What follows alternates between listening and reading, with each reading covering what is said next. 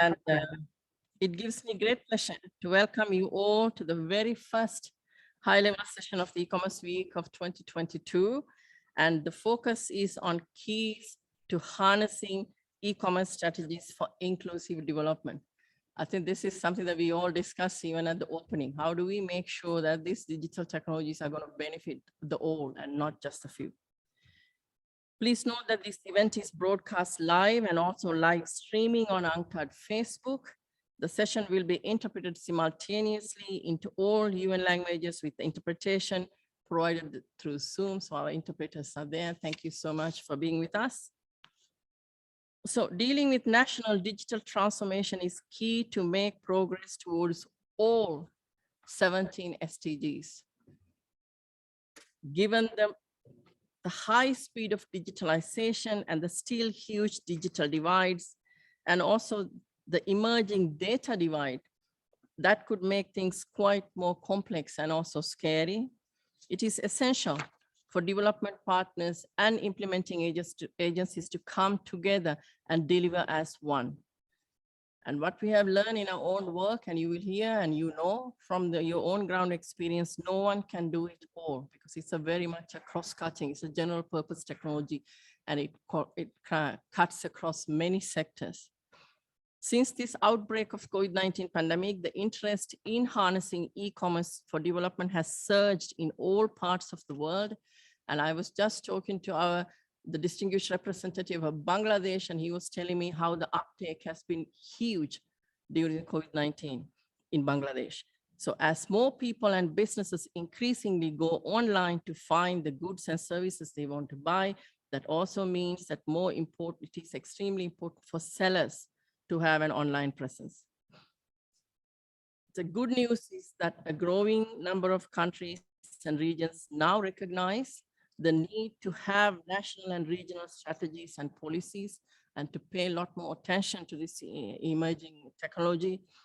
And development partners are also beginning to allocate more resources to this area. So that's the good news. So in our own work on the ground, helping countries to undertake e-trade readiness assessment and e-commerce strategies,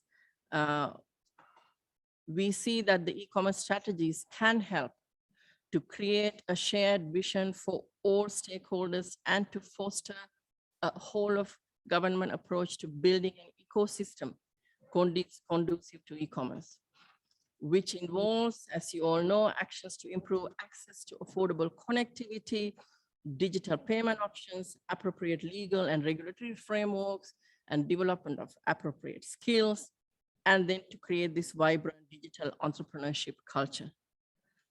It will not just, these conditions, if they are fulfilled, they will not just enable e-commerce, but the digital transformation that covers across many sectors, education, agriculture, industry, and so forth. So this is to bring the digital economy and its benefits. You need these systems in place. So according to a mapping we conducted in 2021, at least 45 developing countries, this includes 13 least developed countries, have recently adopted some kind of national e-commerce policy instruments, sometimes with the support of development partners and sometimes on their own. And similarly, it's extremely interesting to note a number of regional institutions have also prepared or are in the process of preparing regional e-commerce strategies. And I think you will hear a bit more of this aspect, and I think it's extremely important. So we at UNCTAD, we have supported over 30 e-trade readiness assessments and 5 national e-commerce strategies, and some more are in progress. For example, in Kenya, we will hear this week. And we are working with ECOWAS to develop the regional strategy. So in this session, we will hear the experience in designing and implementing e-commerce strategies from the perspectives of countries, private sector, and development partners. And we will hear what works, what lessons are emerging, so that others can also learn.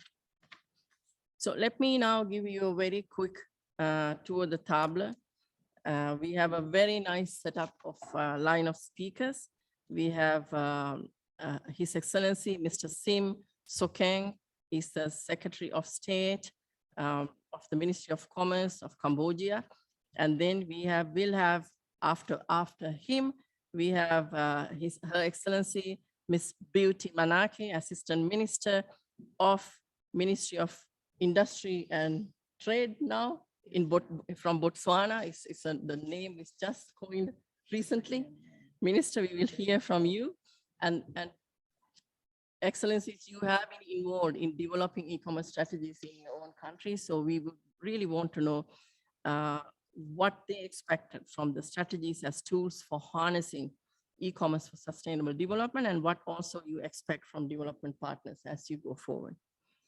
And after these two interventions, I will invite Ms. Patricia Yao to take the floor. She's a successful digital entrepreneur and also an UNCTAD e-trade for women advocate for Francophone Africa. And she will have an enormous amount of lessons to share from the private sector perspectives. And then our next speaker is then Mr. Ratnakar Adhikari. Ratnakar is sitting here, right here, on to my right. He's the Executive Director of the Enhanced Integrated Framework. The EIF has had e-commerce on its programmatic activities since early on, I think since 2017, Ratnakar. And when it partnered with UNCTAD in supporting several e-trade readiness assessment of LDCs. The EIF is also a founding member of the e-trade for all initiative. So it will be great to hear from you. And after Ratnakar, we will have the two distinguished discussants, and they will reflect upon what has been said by the countries and the partners. And the first discussant is His Excellency, Mr. Paul Beckers, Ambassador of the Netherlands to the UN in Geneva. Ambassador, thank you so much for being with us on the stage. The Netherlands is one of the UNCTAD's co-donors for our e-commerce and the digital economy program, and is directly supporting our work on e-commerce strategies in Benin and also in the ECOWAS region. And I think this is an important endeavor that we are working in a regional setting, developing a regional program. And finally, our second discussant is Ms. Laila Baker. She's the UNDP, United Nations Development Cooperation Office's Regional Director to the Arab states. The primary role of her office is to channel strategic support to resident coordinators and UN country teams and foster interaction, cross-region sharing of experience, and synergies to advance the 2030 agenda. So we at UNCTAD, we have been engaging a lot with the RCOs, the regional coordination system, to connect with other development partners. This has, among other things, involved the mapping of digitally related activities and participating in UN country teams meetings. So these are the introductions. So you know that we have an exciting lineup of speakers. So let me now start the discussion with the very first question to His Excellency Sim Sokeng, the Secretary of State, who is joining from Cambodia, and also to Minister yourself, Your Excellency, Minister Manake. So Excellencies, please share with us how the interaction with UNCTAD and other development partners have contributed to the development of national e-commerce strategies and possibly other key achievements in your countries. So let me start with from Cambodia. Thank you, Madam Moderator, and good morning to Geneva and good afternoon for Cambodian fellow here. Excellency Minister, colleague, ladies and gentlemen. First and foremost, let me say the broader digital economy, Industrial 4.0 have been the main transform agenda of the Royal Government of Cambodia, such as the high-level policy framework already spelled out in regional strategy 4, indicate that Cambodia need to be prepared for digital economy for industrial revolution. A number of policy strategy documents have been formulated and implemented as the part of reform. The chief among The document is digital economy and social policy framework that just released almost the end of last year, 21-2035, which dedicate the phrase-by-phrase approach to turn Cambodia into digital economy and social by 2035. At the micro level, in terms of e-commerce, although Cambodia is one of the latest countries to adopt e-commerce law, which we did in November 2019, we are moving rapidly to promote e-commerce in the country through our number of initiatives, which I will go through one by one now. But before that, I would like to acknowledge one of the catalytic force behind the Cambodian rapid to adopt e-commerce have been e-commerce readiness assessment conducted by UNTAD, which focus on e-commerce into development agenda of Cambodian. In 2017, Cambodia was chosen to be the first country pilot for the innovation of the e-trade readiness assessment, which provide unleash Cambodian e-commerce ecosystem.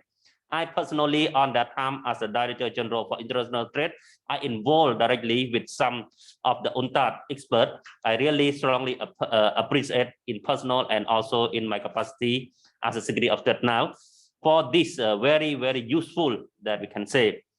In addition to provide diagnostic and the e-trade readiness assessment, further the roadmap to grow of the ecosystem, I'm proud to say that the second implementation review of the readiness assessment, Cambodia have been ranked the first as the best performed country in which implement rate of 92%. But we can say that Cambodian e-commerce journey it just only begun. The important recommend in ready assessment is to develop e-commerce strategy for Cambodia, which support in hand by EAF. My friend Ratanaka are there. Here very actively support us as well. Cambodian Ministry of Commerce lead the multi-task stakeholder process comprised of 18 government ministry and agency, including the UNTAD, ADB, and also private sector. You just mentioned private sector is another key to drive e-commerce to moving forward as well, to formulate an e-commerce strategy, which is successfully complete and launched in 2020. The e-commerce strategy provide a very deep analysis e-commerce ecosystem in Cambodia and detail the metric of each ecosystem to guide, implement, and promote the development of the e-commerce in Cambodia. We also brought a policy to detail the strategy at technical level, and which electing tool increase focus on technology e-commerce by the stakeholder. The government already set up the DECHO set up center. You may know the DECHO is our Prime Minister name, the title there, and the startup center there, and as well as the Khmer Enterprise, which is promote innovation and startup. So now we are training incubation, accelerate the young, the very actively, and also invest in that, and by provide some fund to make it moving, not just only give the birth and let on they die. No, we continue on that as well. At the same time, there are also many other private sector lead a lot of as well. We can notice that there are now before just only one or two e-commerce platform, but now it almost reached. Some of my colleagues mentioned to me, even we have an official record, but it reached almost 100 already to have all of this one, the big one and the small as well.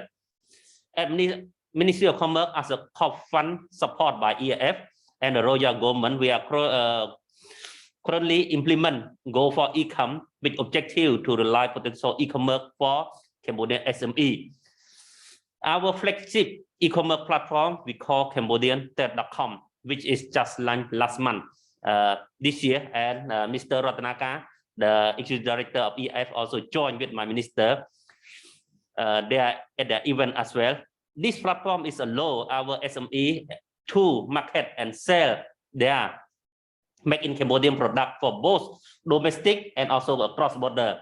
My ambassador maybe sit with you there in Geneva, also just order a few days ago some of product on Cambodian trade.com, and he just informed me this morning in January time, said that he get this product. So this is another showing the real case that this platform created by EF together under the Go for Ecom, and now it already testing by himself to see how success it is. The more key important in that is that we have the SME, over 114 SME on board, and 56 either owned by women or provincial SME. This is the key that we want to push to the women SME and also the provincial SME who are need to find their market to sell their product. So the platform is very important to sell. And now we have over 1,100 products are listing there, and it will continue to increase more and more, because as I mentioned earlier, this is the beginning. As a part of project, we also collaborate closely with UNDP in Cambodia and Khmer Enterprise to training the group and grant the support on the board. UNTAD as there, you are very key from the beginning. Without UNTAD ready assessment in 2017, we are unable to come to this level. So we contact Global Alliance for Trade Support, also working with the custom and also Cambodian Post to better facilitate more easy flow on the e-commerce product. So this is just an overview that I just want to share. The cooperation between the donor and Cambodian is strongly and successful. I can say like that. Let me stop here and thank Madam Chair and Madam Moderator. Thank you. Thank you, Mr. Sokeng, and we are very proud, as you mentioned, that we started the e-commerce e-trade readiness assessment journey with you, and it is so amazing to see how far Cambodia has come. And I just noted the platform that you mentioned, Cambodian.com, and I will definitely be ordering through the platform, and there are so many things I wanted to get from Cambodia. So let me now, I will come back to you. We want to also hear from you what COVID-19 has done to your e-commerce ecosystem and the e-commerce work. So let me now first turn to Her Excellency, Mr. Beauty Manake, the Assistant Minister of Trade and Industry of Botswana. Minister, tell us what is your feeling about the interactions with UNCTAD and other development partners, and how this interaction has contributed to the development of your national e-commerce strategies and possibly other key achievements.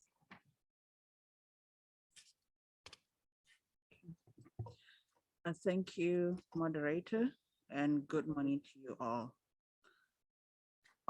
At the onset, let me thank the UNCTAD Secretariat for the invitation to speak at this very important forum and the opportunity to share Botswana's experiences on matters relating to e-commerce. Botswana Vision 2036 lays out a transformational agenda that defines our aspirations and goals and paves the way for enabling Botswana to diversify our economy, overcome constraints and bottlenecks, and harness the capacities of the Botswana people. While mining diamonds has long been the backbone of our economy, a central part of the Vision 2036 is to diversify Botswana's economy by transforming our national mining from the mining of commodities to the mining of data and knowledge. Based on our efforts to lay the foundation for harnessing ITC, Botswana is now ready to make use of digital technologies to empower businesses, grow the private sector, and support the accelerated growth of trade and industry. The government of Botswana is committed to creating an environment that supports e-commerce, and therefore launched the National E-commerce Strategy in October 2021. The strategy was developed through collaborative efforts from the government of Botswana, under the technical assistance, financial support from the European Union through the SADC trade-related facility. The strategy development process involved a very comprehensive strategic planning based on a thorough diagnostic of Botswana's e-commerce landscape, where we are and where we actually want to go. The process also involved important consultation with the private sector and other key stakeholders to ensure inclusivity of all relevant parties. Additionally, the strategy was tabled in Botswana's parliament earlier this year to ensure full involvement of legislatures in the strategy implementation. The National E-commerce strategy lays out 5 strategic thrusts and recommendations for strengthening Botswana's performance in key policy areas.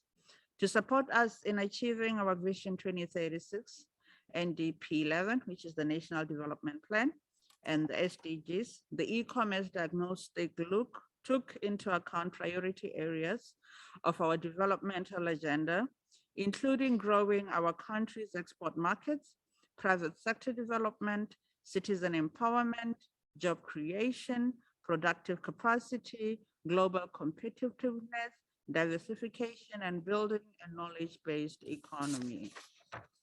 The strategy has set out 6 months from the time of launch for Botswana to put in place organization and governance structures for implementation, and so work is currently in progress to actually achieve this. Following the strategy launch in October 2021, the government has also requested for technical support from Untitled in delivering e-commerce training for Botswana entrepreneurs. While e-commerce has been on Botswana's developmental agenda for the past 2 decades, progress on advancing e-commerce had generally lacked and faced inertia.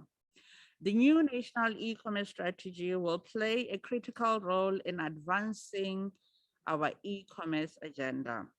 The strategy was developed by Untitled in cooperation with the government of Botswana through comprehensive strategic planning based on thorough diagnostic of Botswana's e-commerce landscape. The strategy has been set out 6 months from the time of launch for Botswana to put in place the organization and government structure for its implementation, which we are currently working to achieve it. Following the strategy launch in 2021, Botswana National E-commerce Strategy is a milestone in the strengthening and diversification of Botswana's economy to foster trade and growth of our businesses and entrepreneurs. On behalf of the government of Botswana, and indeed on my behalf, I would like to express our profound gratitude to UNCTAD for assistance in the development of the strategy that is comprehensive yet user-friendly. It provides a solid foundation on which to build and is a very important component of the government's current policy for driving post-COVID-19 recovery and transformation. Botswana stands to benefit considerably from the strategy. We look forward to putting in motion the actions to ensure full implementation of the strategy. And I'm very proud to announce here today that Botswana is hosting the first Forbes Under 30 Summit, which is one of its first in Africa. And we see a lot of the participants coming from the digitization landscape. And we believe this will also assist us as per our strategy and exporting some of the services and products that we are mining back home. I thank you. Thank you so much, Minister, for sharing your journey.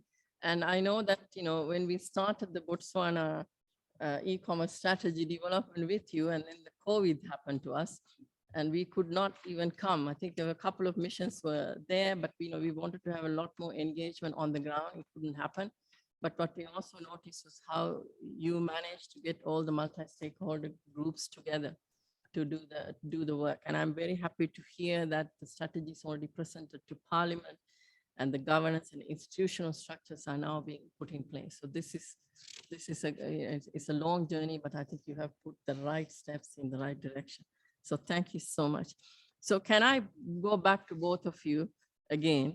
Excellency, Mr. Sokan, I will start with you, from you, because we want to pick your brain on how did you manage the development of your e-commerce and the digital economy work during COVID-19 time.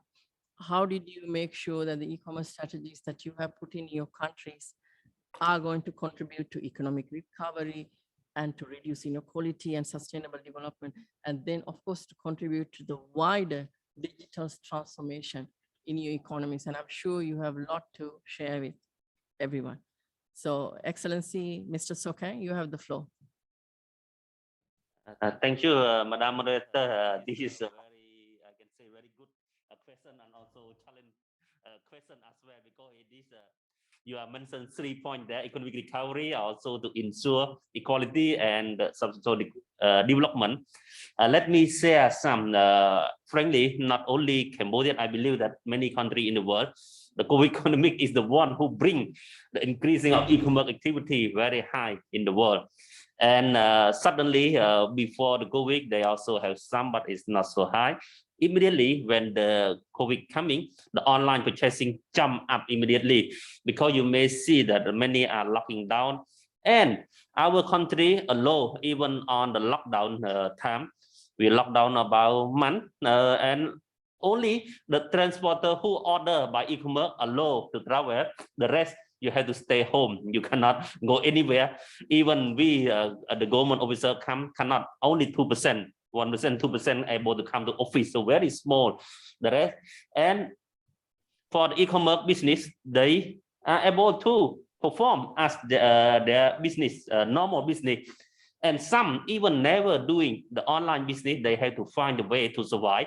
So they turn to online business as well. So from the family restaurant, the grocery store, or the driver or noodle instant, or very, very small business, they starting on that one, and let they immediately have the QR code, everything to scan to get the money, and also have with the driver who network in that. So they just go to the app.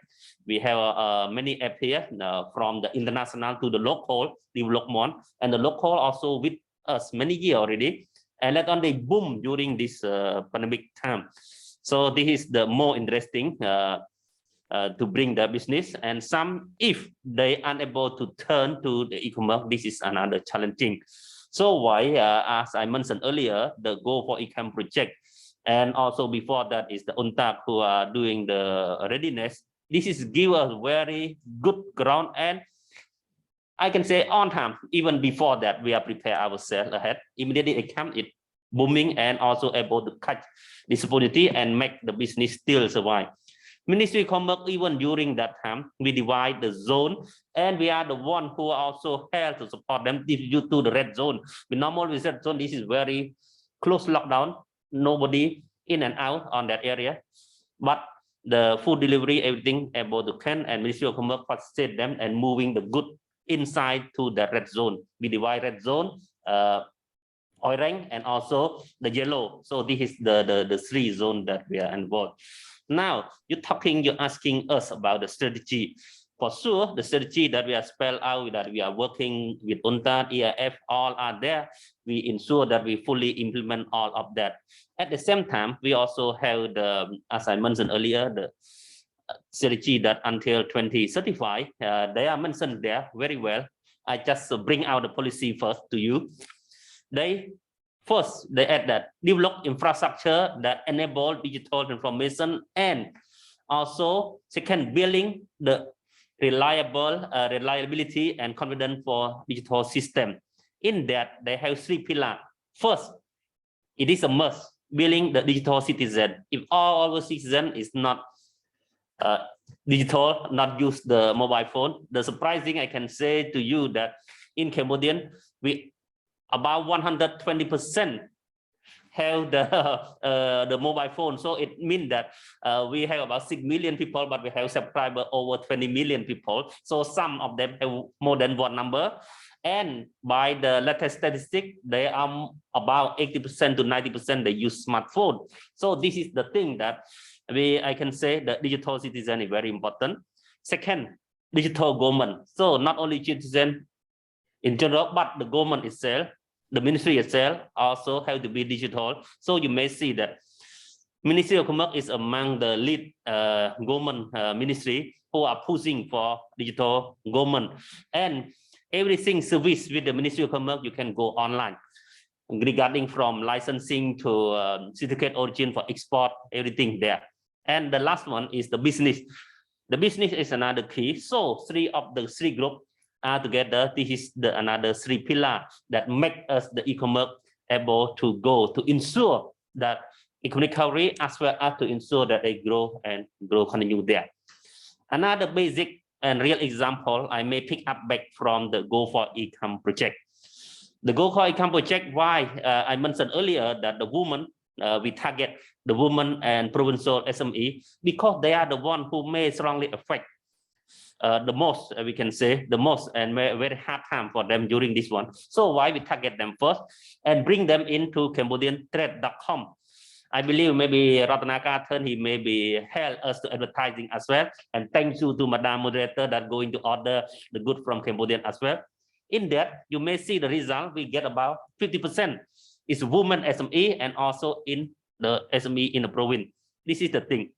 And after that, another simple implementation, most of them are not the one who are familiar with the bank system, I can say, because SME need some fund. So when they go to the bank, it's very challenging for them as well. So we have to set up the ready. So we have a team who are ready to support them, to train them, to advise them, and also help them to work with the bank closely. So you had with the bank. So we send the officer there to work with them to tell, okay, how to make it simple, easy for them to understand and also fulfill the requirement of the bank. And we also ask the bank for some. So now you may see that in our Cambodian trade is also with many local banks here and as well as some visa that I master. Yeah, some colleagues mentioned to me that already link for that one. So why my ambassador can order from Geneva. So this is the simple and some policy. I may not take you much, but this is just want to share with you. At the same time, because Cambodian also have is a part of ASEAN agreement on e-commerce, as well as some regional and also bilateral FTA also have e-commerce there. So from the readiness from 2017, our strategy and also by legal, the law itself push us to fulfill and also bring. The key is to ensure that all are benefit from this system, not just only some certain big giant group, but also the SME and especially the women. Not only Madam Moderator is a woman, but to ensure this is the target that we able to go together and able to live together and able to grow up together. This is the point that I want to say. I may end up here and thank you for your very good question, Madam Moderator. Thank you. Thank you so much, Mr. Sokeng. And I'm very happy that you highlighted how women were disproportionately affected by COVID-19 and taking that into consideration, that how Cambodian government managed to, pay special attention to the SMEs and especially women entrepreneurs' needs during the COVID-19 pandemic.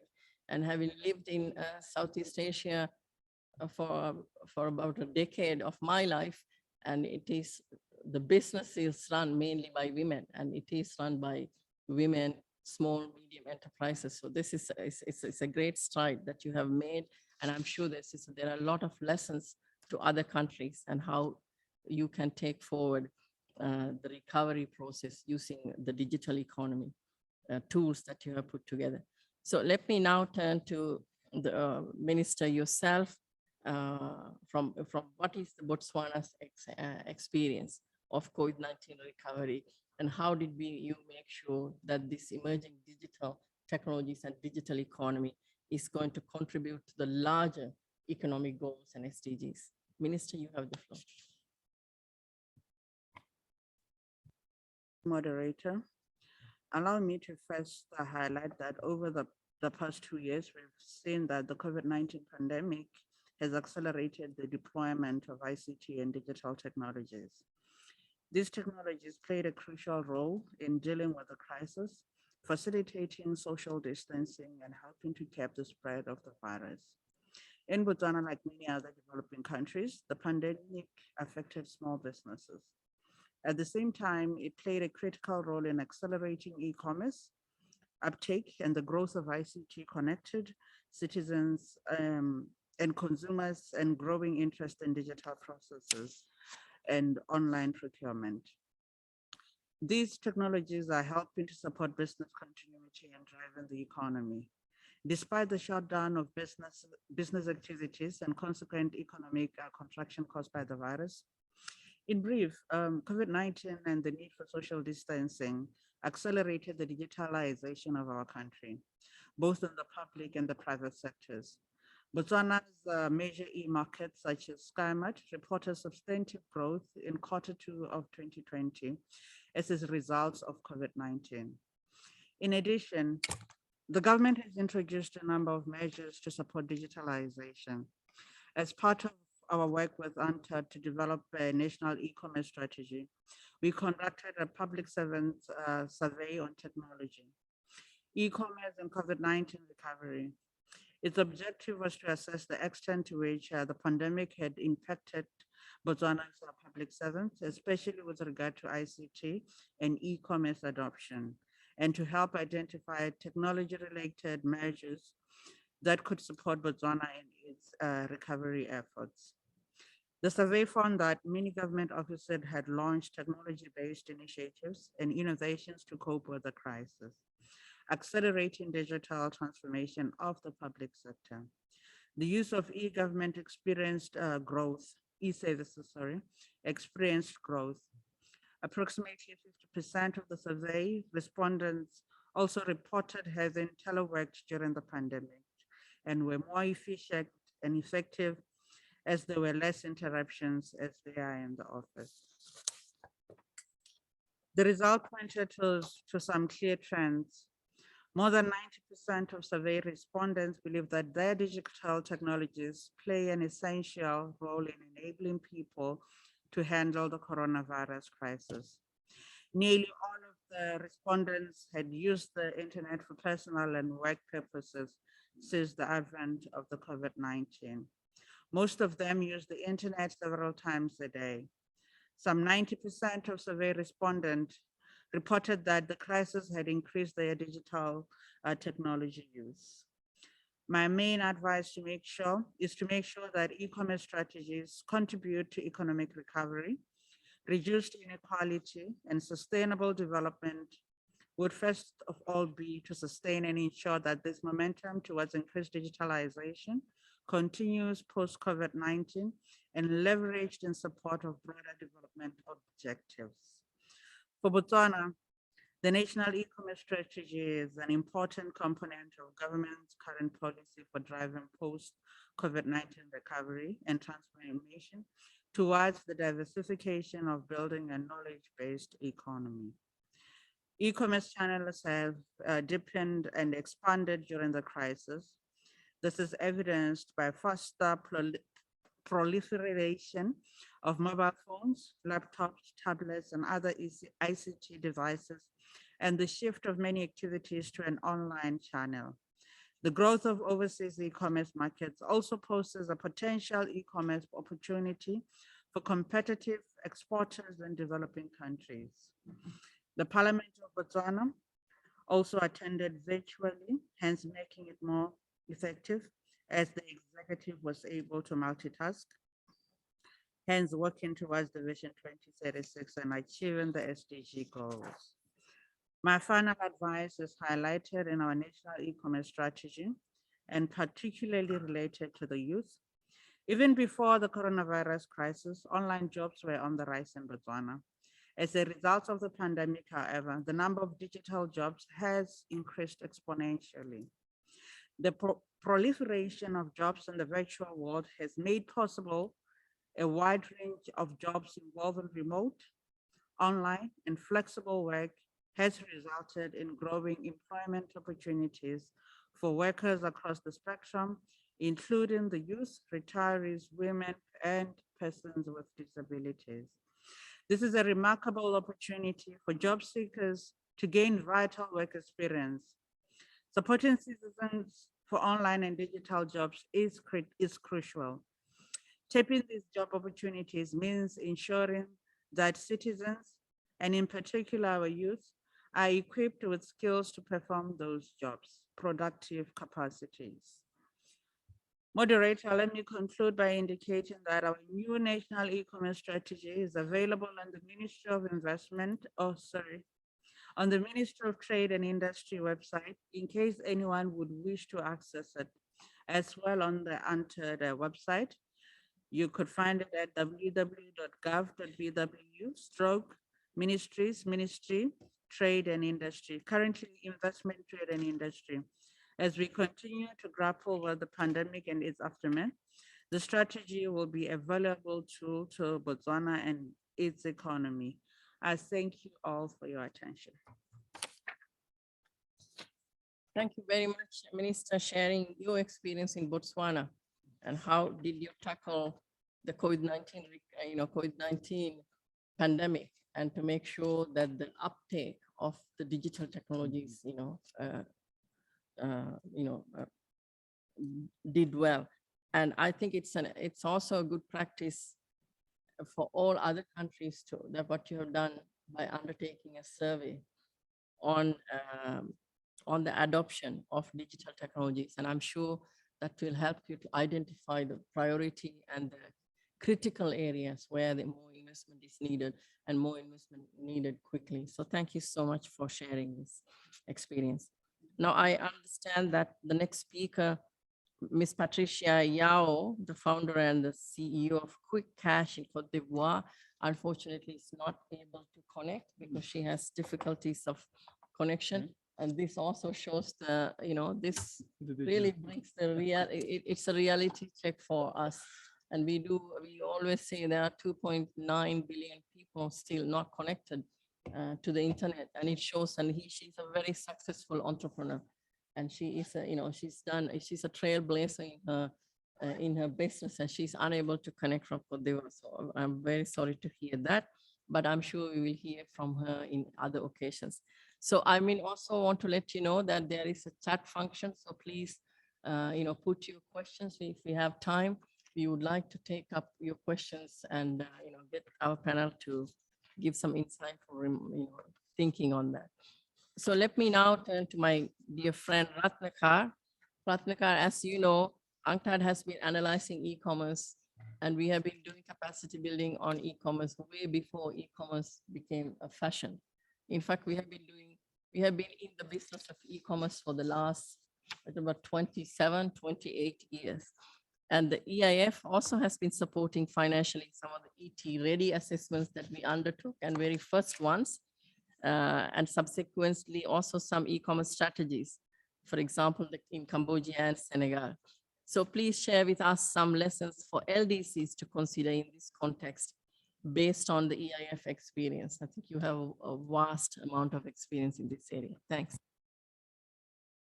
Tamika, and I would like to thank UNCTAD for providing this opportunity for participating in the first ever international event in person. So thank you very much, and good morning, good afternoon, and good evening from wherever you are participating from. We've had fruitful collaboration with UNCTAD for so many years, starting from 2017, I recall the initial discussion that I had with you. And after that, we managed to conduct 9 e-trade readiness assessment. And we also managed to support several e-commerce strategy. At these e-commerce strategy, I just want to point out the fact that these are not necessarily the ones that were, for which the e-trade readiness assessment was done or supported by the EIF. Those that were done by UNCTAD through other support, we went to these countries and provided support to them. Cambodia and Senegal, you mentioned, and there are others also. I'll come back to them a little later. But beyond its strategies, what we've done is to go to support projects in the area of promoting digital skill, bringing women entrepreneurs to the e-commerce platform, bringing youth onto the platform, and other kinds of support at the country level, including Cambodia, Vanuatu, Bhutan, and a few other countries. I'll come back to them. 3 case lessons. So let me start with the first lesson, and then this actually comes back to what you mentioned, Samika. The national ownership is a critical component, and you described it very well by saying that whole of the government approach that need to be followed is basically about coordination. Coordination between various ministries, departments, and various sectors.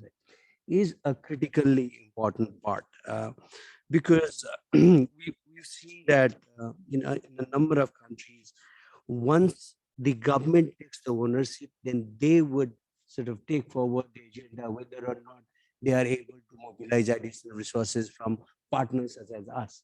We have provided support to a number of countries, but then those kind of support would not generate the kind of impact that is needed on the ground unless and until government takes ownership of the process.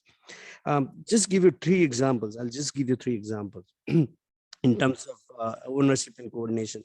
Again, Cambodia, the State Secretary was mentioning 18 agencies were involved in the process of drafting the commerce strategy. I was personally involved and participated in the launch of the e-commerce strategy.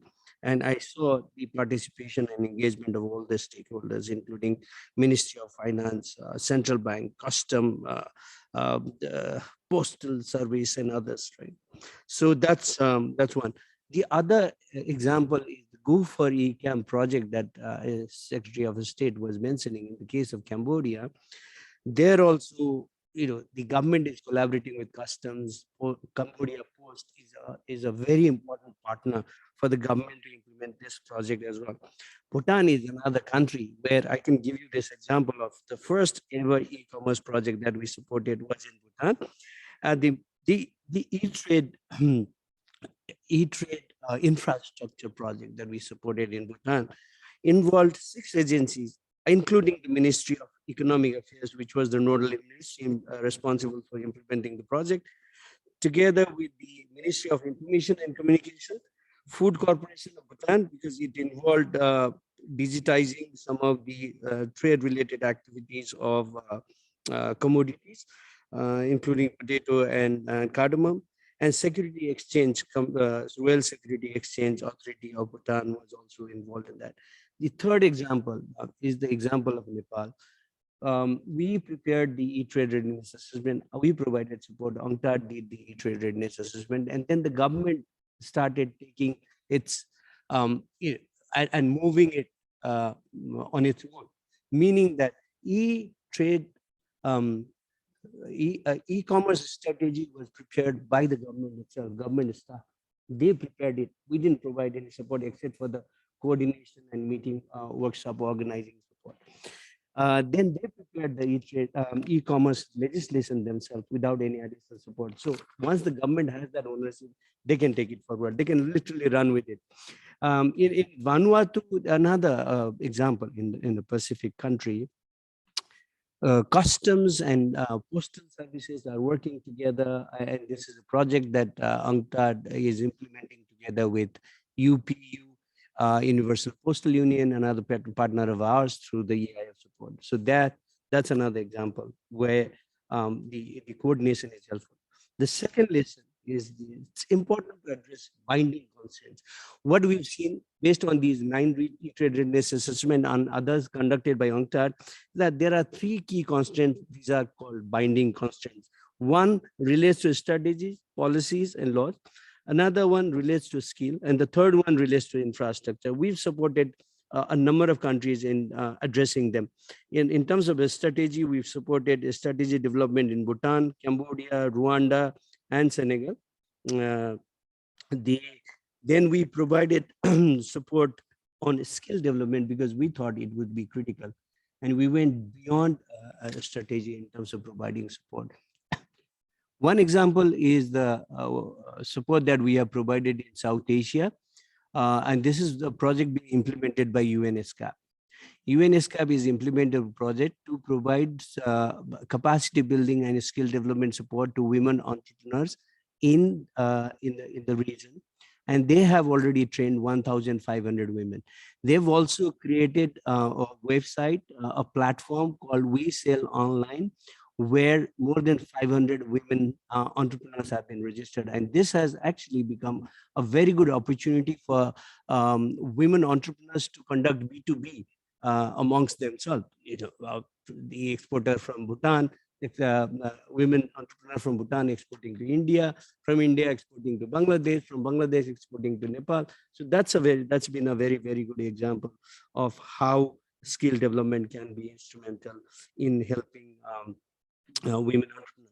Then similarly, skill development training that we are providing in Africa and Haiti, and this is the example of Ethiopia, Haiti, and Burundi, where we are working together with International Telecommunication Union to provide support to, on training as well as analyzing policies that are gender friendly and whether they promote digital gender inclusiveness or not.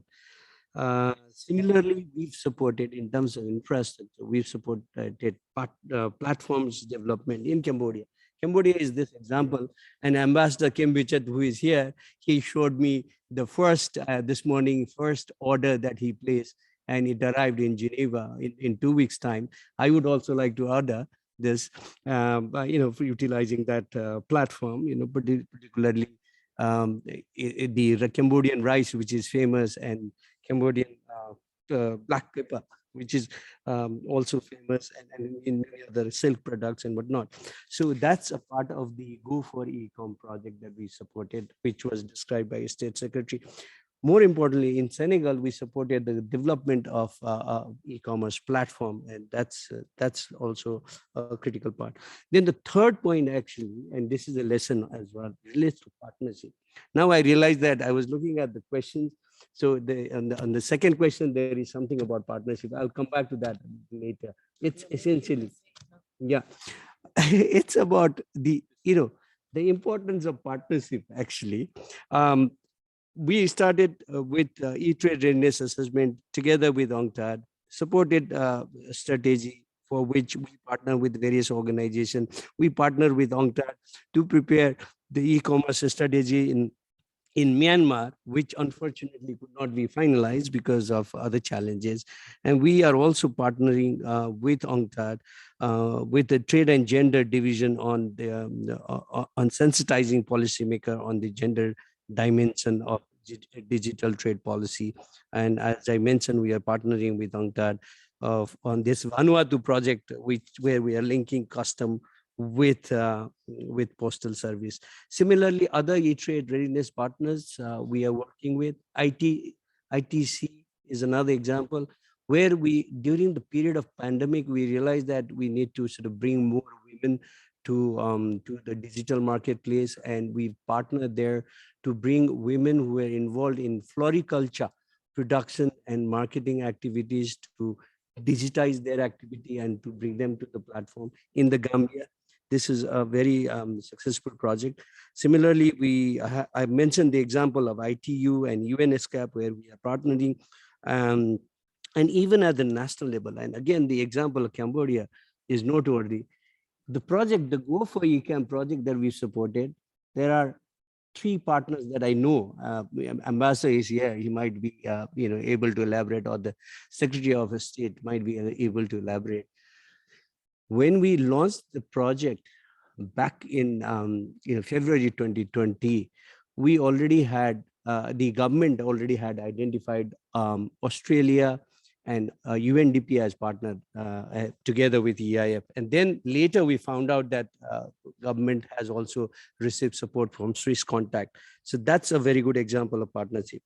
And the lesson is that nobody can do it alone. The government cannot do it alone. Partners cannot do it alone. UNCTAD cannot do it alone. We cannot do it alone. Netherlands cannot do it alone.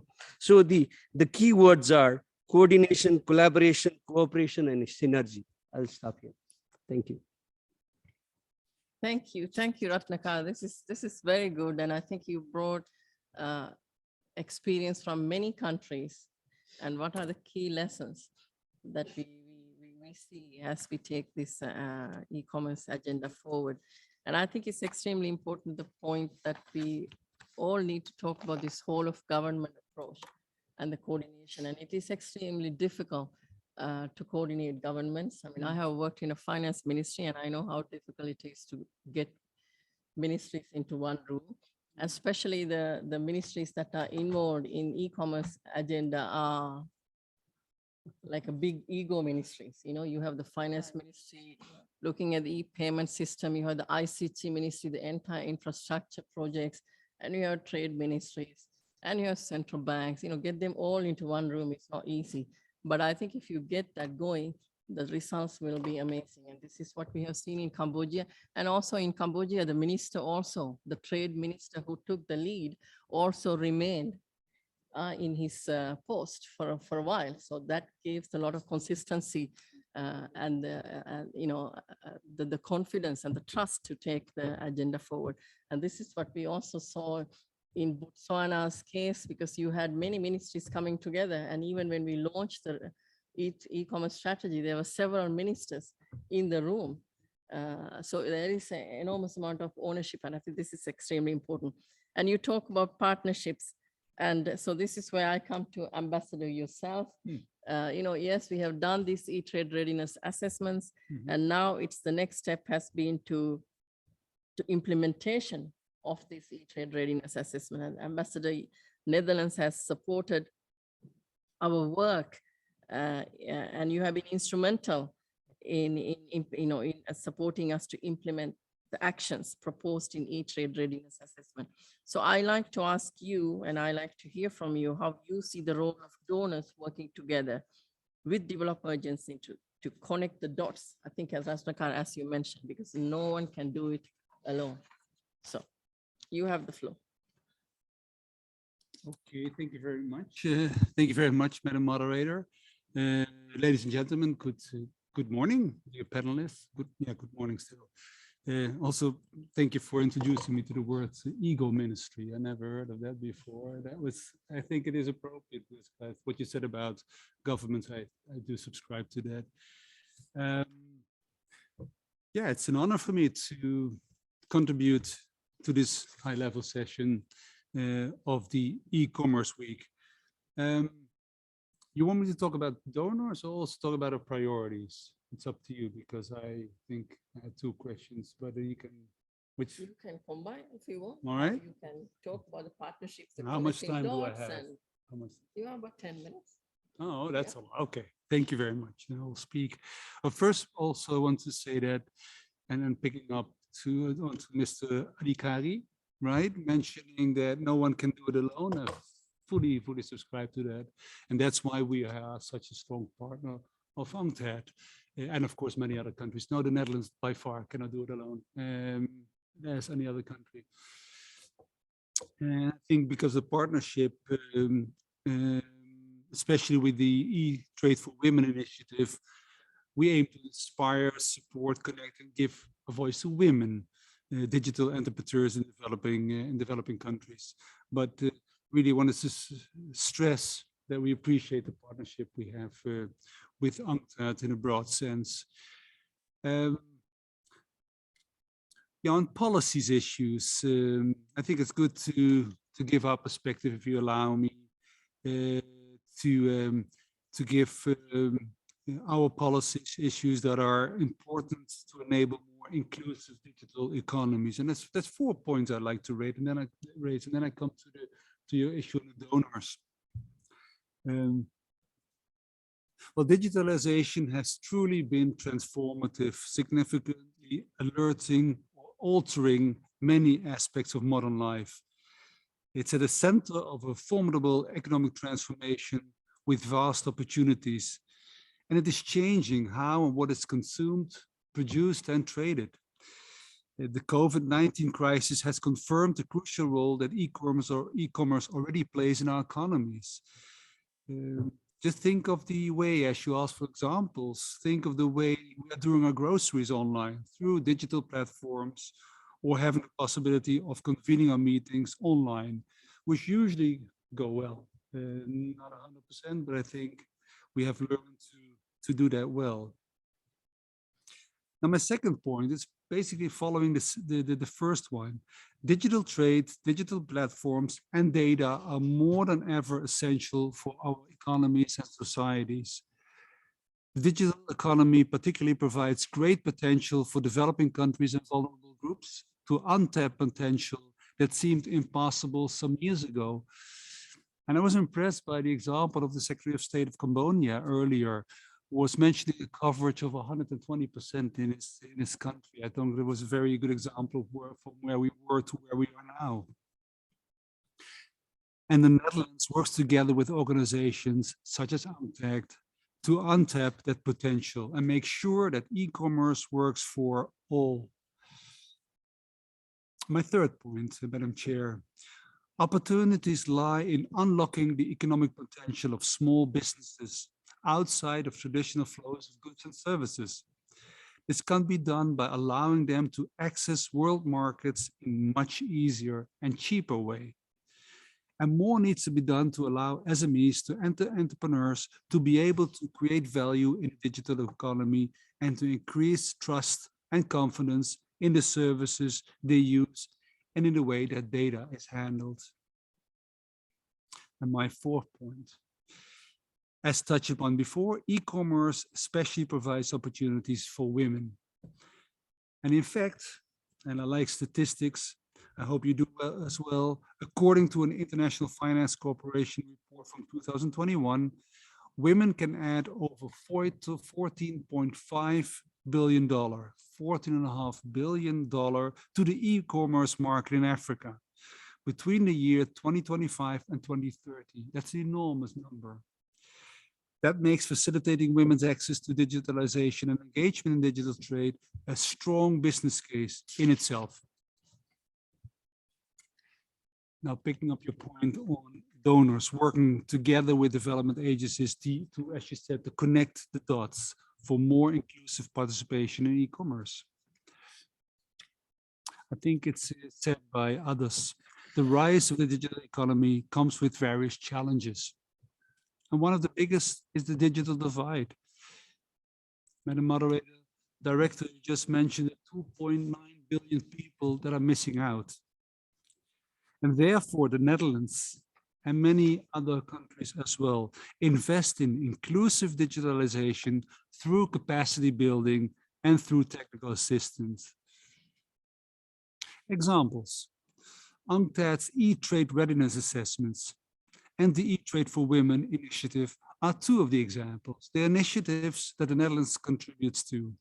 Another example is the Dutch Good Growth Fund, which invests in businesses that use new technologies to provide access to financial services and products for smallholders, for women, and for young people.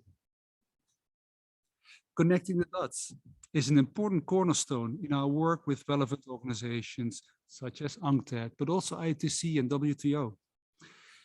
The opportunities which trade provide are important aspects in our technical assistance and capacity building programs. And at the same time, sustainable economic development is an important consideration in our positioning in the relevant WTO discussions. In more general terms, international trade rules on e-commerce can contribute to tackling challenges related to digitalization and create a more level playing field. Very important in helping to bridge the digital divide. Also, here's some examples. The World Trade Organization's joint statement initiative on e-commerce and the e-commerce moratorium are examples how trade rules can contribute to ensuring a minimum protection of consumers as well as facilitate e-commerce. The Netherlands, and it's very important for us, we aim for open, transparent, and inclusive negotiations.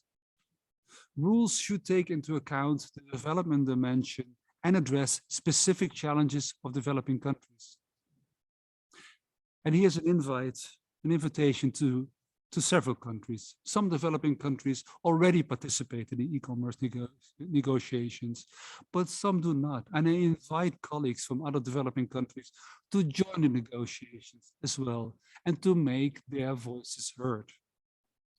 Working together, as mentioned earlier, working together, we can make a change and ensure that the WTO delivers on the 21st century challenges and contribute to attaining sustainable development goals, which is a goal for all of us.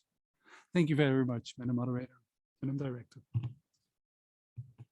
Thank you, Ambassador. Thank you for these insightful remarks, and also emphasizing the importance of data, the importance of the potential of this technology for SMEs, especially SMEs run by women. I mean, honestly, many SMEs are run by women. I have lived in Africa and Asia. You walk into small, micro and small, medium enterprises. They are largely run by women, but the potential is immense for them to, to make better livelihoods and create employment and to make growth truly inclusive. Yeah. If it doesn't happen, this technology can also create an extremely unequal world. And this is what we have just put out our numbers. And we see that the big platforms have enormously benefited during the COVID-19 pandemic. And how do we make sure that this technology does not create an extremely unequal world, that we will never be able to, bridge that gap? So thank you for so these very insightful comments. So let me now turn to Ms. Laila Baker. The pandemic has basically shed light on the need for accelerated digital transformation. I think this is what we are hearing this morning. And we have been assisting recently Tunisia and Jordan with an e-trade readiness assessment. And as a follow-up, we are also developing an action plans in these two countries to implement the priority recommendations highlighted in the assessments. And I also want to thank you, Ambassador, because this is something that we took up with you, is how do we take the e-trade readiness assessment forward? How do we make sure that they're implemented? So this work that we have been doing in Tunisia and Jordan and takes up some of the lessons that we learn in other countries of, taking forward the recommendations. So Laila, from your own perspective, based on the diverse levels of development of countries in terms of digitalization in your region, in the Arab region, what are the key recommendations that you would like to share to enhance cooperation in support of digital transformation? And I'm sure there are a lot of good lessons that other developing countries can also learn from your region.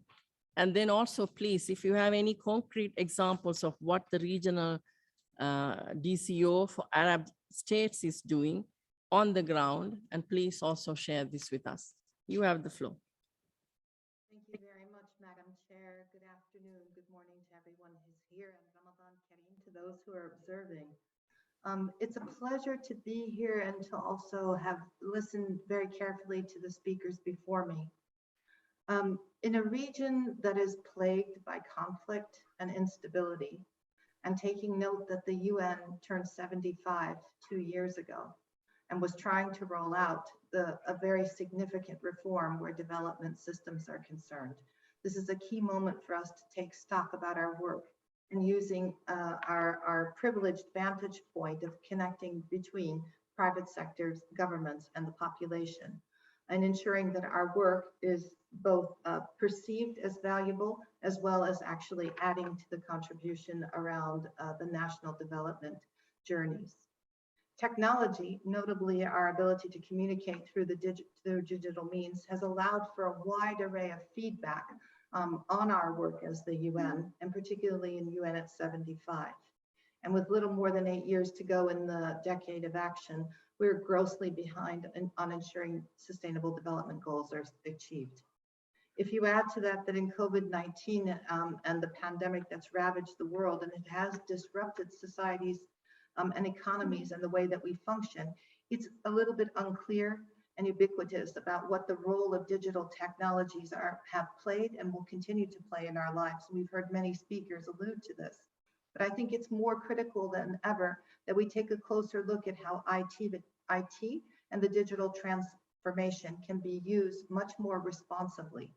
We've seen that this is a kind of double-edged sword in many cases where the development system is concerned. We have done an enormous amount of work on the common country assessments, which take a look at what are the opportunities and challenges related to the development trajectory in each country. And in every country, we have seen that digital transformation, IT, technology, AI, a number of different iterations of that have been part of the discussion. However, the UN development reform also has noted that as Arab states have become adopters of cutting-edge digital technologies in many countries, notably in Jordan and in the Gulf states and in Lebanon, private and public sectors have made gains, but that hasn't been an equitable one. I've heard a number of speakers before me allude to the broader populations of youth and women. I must say that as a woman of a certain age and generation where we were categorized as a vulnerable population or a group, it is not homogenous.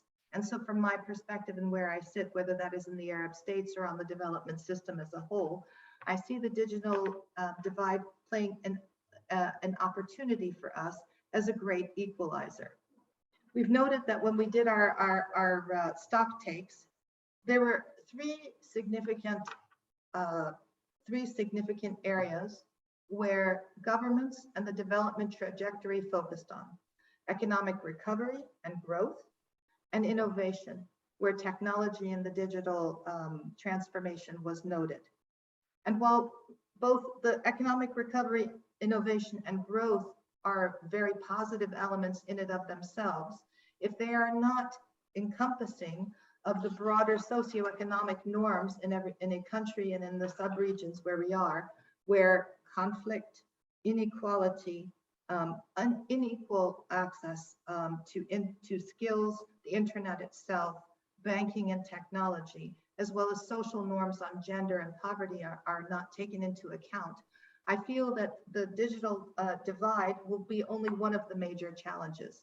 We may be able to overcome some of the technologies for having greater internet access or even providing positive policy for e-commerce.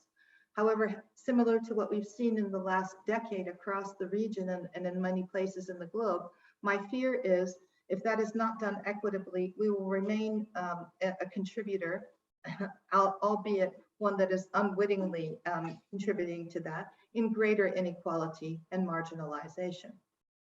In Jordan, for example, I'm very pleased that the E-Trade Readiness Assessment was done.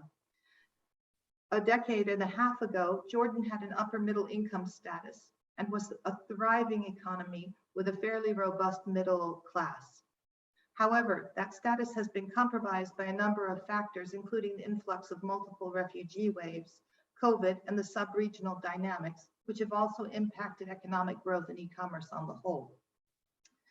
We have taken note that in the readiness study, though, with some improvements on the skills and access, providing services and opportunity for some of the more marginalized populations in the south of Jordan, including some of the young people and matching their aspirations to the market is possible. So again, the approach that was taken to provide a readiness assessment, including, I would have had hoped, however, and this is one of the recommendations, is not just to implement the readiness study or take that as a given, but to use the UN and the opportunities that we have through our youth networks that are not necessarily associated with e-commerce or even the digital transformation to engage on a more robust conversation with those populations that have been marginalized in the discussion on development on the whole, and try and match their aspirations to the technologies and the plans at hand. This has happened in some cases, such as in Lebanon prior to 2019. The e-commerce has allowed for the most creative and innovative designers, engineers, and experts to share their knowledge more globally. It has, though, we have noted, however, that a disproportionate emphasis on the private sector without that equality lens has led to greater fragility. And we note that in Lebanon and potentially in Jordan, as well as some of the more conflict-related areas. So I don't want to leave on a negative note. I'd like to see how we can utilize the UN development reform. And I'd like to especially note the involvement and engagement of UNCTAD more proactively within the UN country teams. I think that this has been a very positive aspect of some of the reform processes, and we would highly encourage our colleagues to engage whether or not they have physical presence in a country, and certainly UNDCO, Arab states, and across the globe would be happy to have take a more proactive role as well, and that includes myself. I apologize if there hasn't been as much outreach as I would have hoped for. We would like noting that there's been we note a significant segment of the population is not benefiting from the tremendous potential that the internet holds. We'd like to see the improvement along all those socioeconomic levels, and the gender divide is reduced. And in order to do that, we would hope that you would lean into the UN development system as a partner in accessing our networks, that we have connections to our national counterparts in addition to the private sector. In tandem to the digital transformation of the public sector, we'd also hope that more public sector data would be made available, not only to institutions in the private sector, but more globally to academia and even as individuals, in order to encourage that entrepreneurial work. And certainly we would like to see the existing private-public partnerships in developing some of the more vulnerable and addressing vulnerability as opposed to a status-based approach. So not looking just at women, youth, and the poor as broad categories, but looking at the multifaceted vulnerability, which is really the strength of the UN here, and trying to address that enabling environment that would allow individuals and citizens to engage in the conversation on development more heartily, as well as overcoming their own barriers more significantly. We feel that if we could do that, you can shift more than just the digital transformation. You can also shift the conversation around democracy, political participation, and inequality on the whole. So where does the UN development system offer a way forward around that? Without getting into too many bits on the weeds here, we do have a comprehensive engagement and assessment of the country's development opportunities and challenges on a regular basis before we put together our development framework. That's called the Common Country Assessment. And I'm happy to see that UNCTAD has been actively engaged in some countries. We would really appreciate further engagement along those lines. As the Common Country Assessment rolls into what we call the digital framework, I think it'd be very important for us also to ensure that the support around policy, around an inter-country and perhaps an inter-regional exchange. I've heard some very important proposals and comments from counterparts who are government officials and entrepreneurs online today. We would love to see how we could have an exchange between countries around that, and where DCO could facilitate that through our framework. We also see that many times there's very good intention. I have to say that in all our engagements across the region, not a single country has been opposed to the digital transformation in principle. All of the countries have expressed interest in enabling environment around e-commerce. However, very few have had positive examples of policy where that could be matched to their structural reform policies for economic recovery, particularly post-COVID. We'd like to engage around some of the large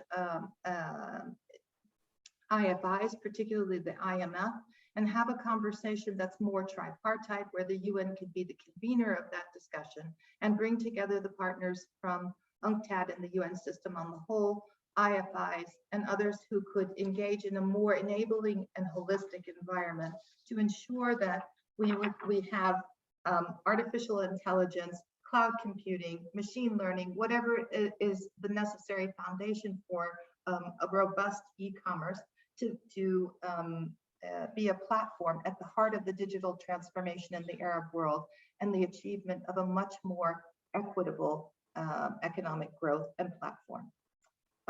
I'm going to stop there. I was given 7 minutes, but I'm happy to answer any further comments or to take any questions afterwards. Thank you very much.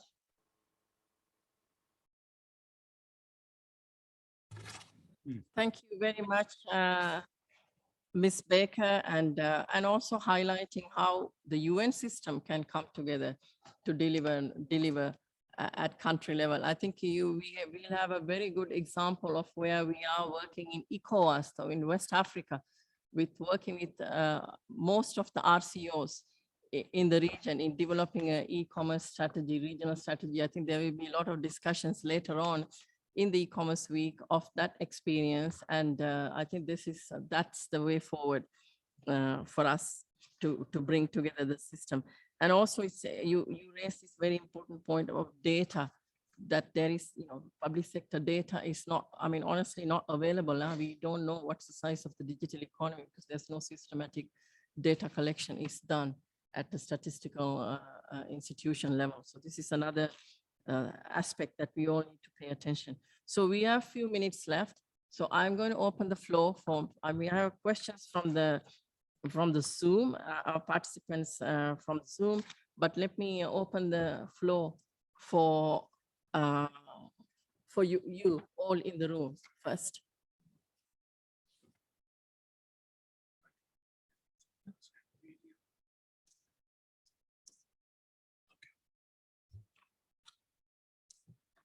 Yeah, please, Bangladesh.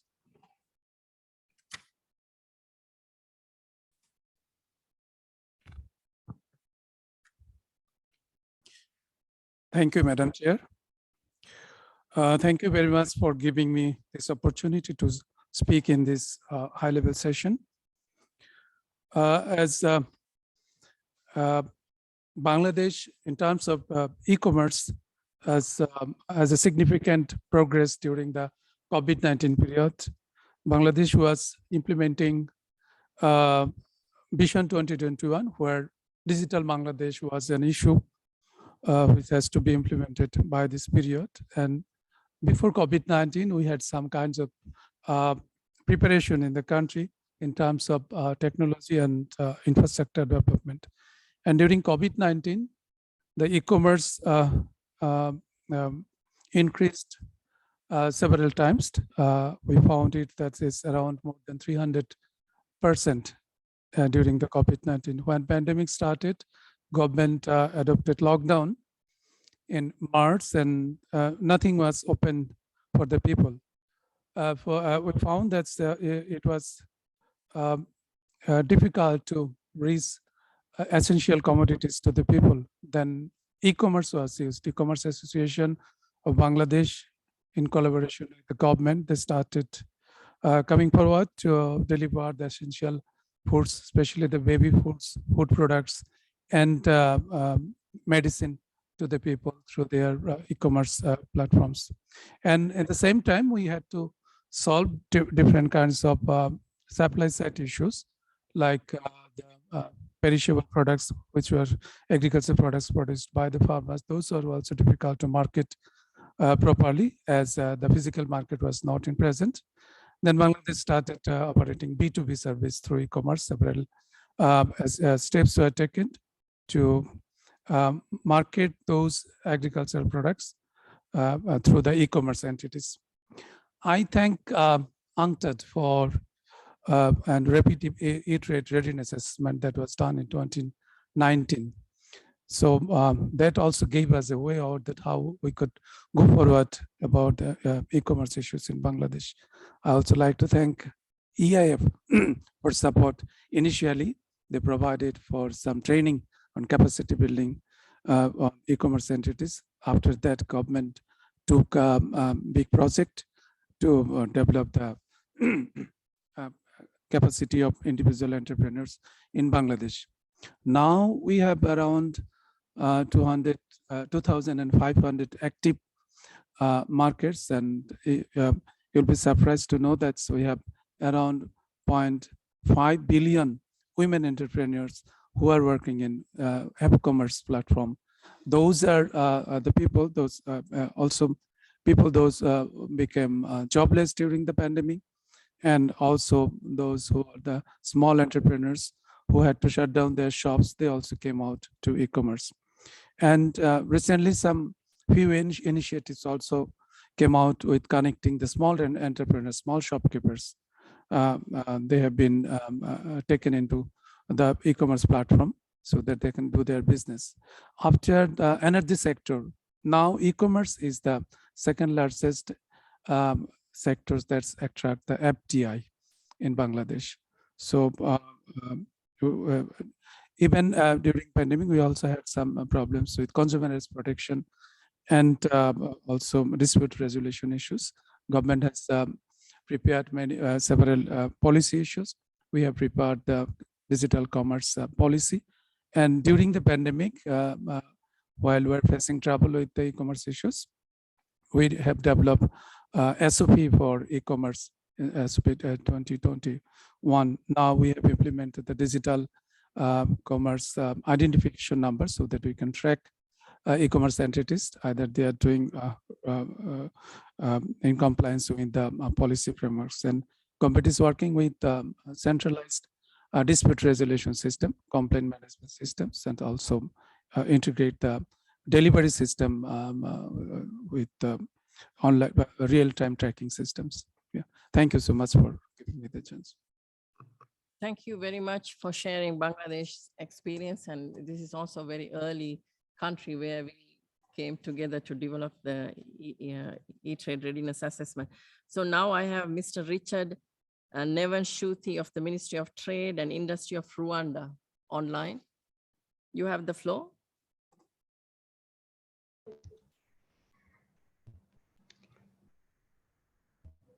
Thank you so much, Madam Moderator, distinguished high panel members and the audience.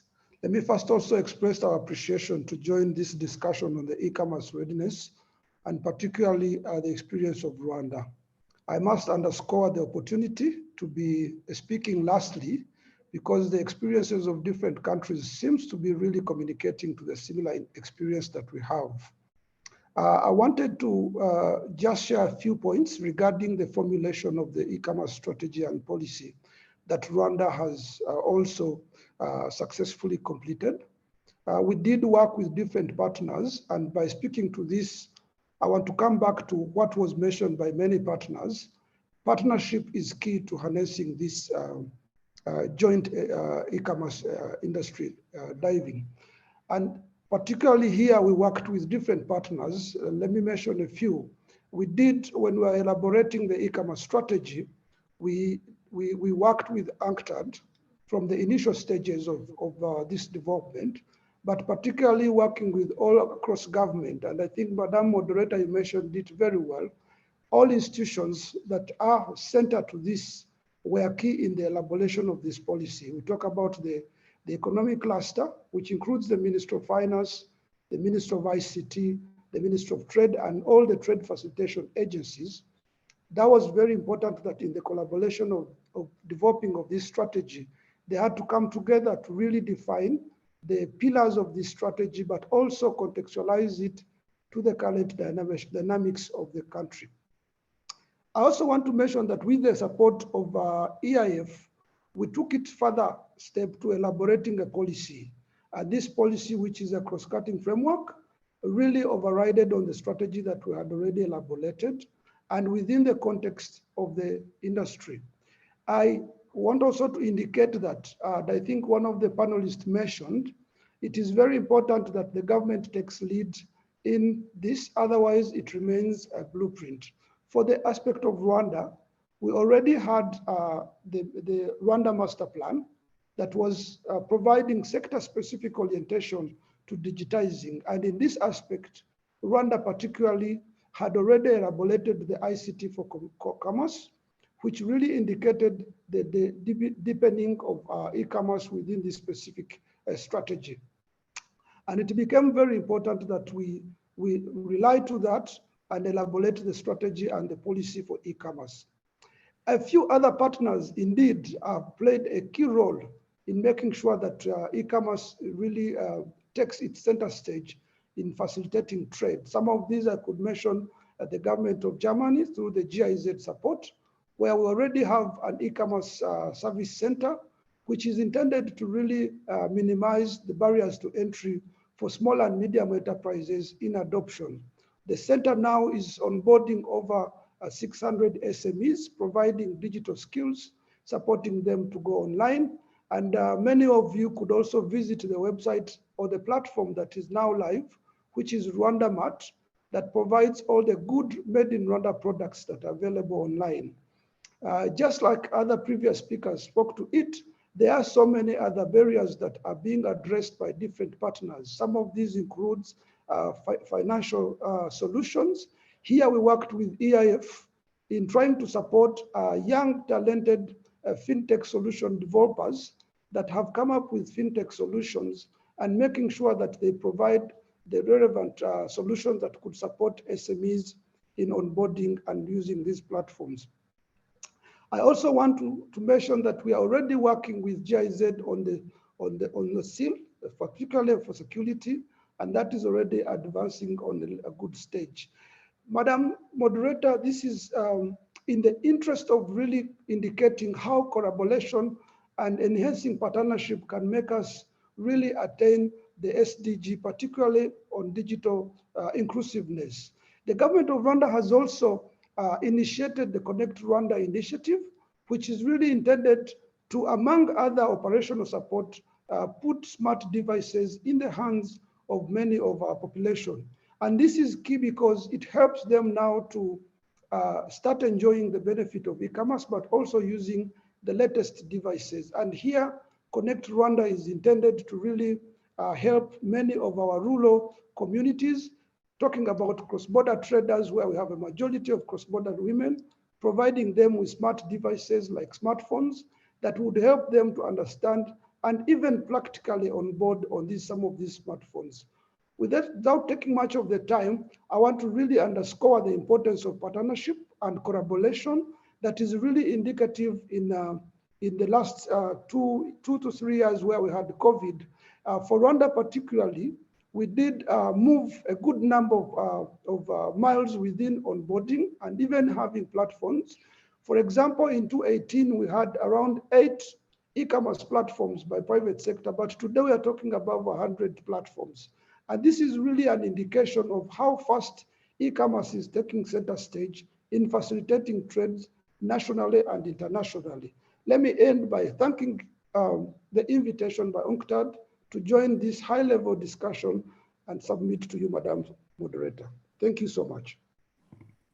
Thank you so much, Richard. We are coming to the end of the session. I think you really nicely summarized for all of us the discussion that we have had here.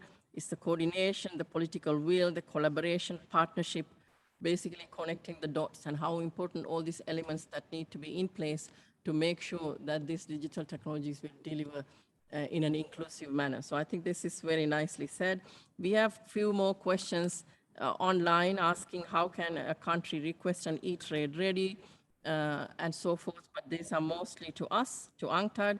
We will provide you with information. I mean, it's very, very simple. If you want to request an ET ready, we are just an email away from you, so please drop an email, but we insist that it has to come at a ministerial level, because I think we discussed ownership issues throughout this session. It's extremely important to have ownership and the political will at a very high level for these things to succeed. Otherwise, they will just become just documents that then we all shelve. So that's the requirement. And apart from that, you know, this is done by, it's a multi-stakeholder process. It's the first time when the E3 readiness assessments are done. It's the first time that all the government, the private sector, and other groups come to the room. So these are, the process itself is an extremely important process. So please avail yourself, and we are here to support you. And so having said that, so let me thank the great panel that we have had, and the sharing of experience at the country level, at the development partner level, and also the institutional level. So having said that, thank you so much, and have a great lunch for those who are in Geneva, and others maybe perhaps a coffee. Thanks. Thank you. Thank you so much, and I'm so sorry because I wanted to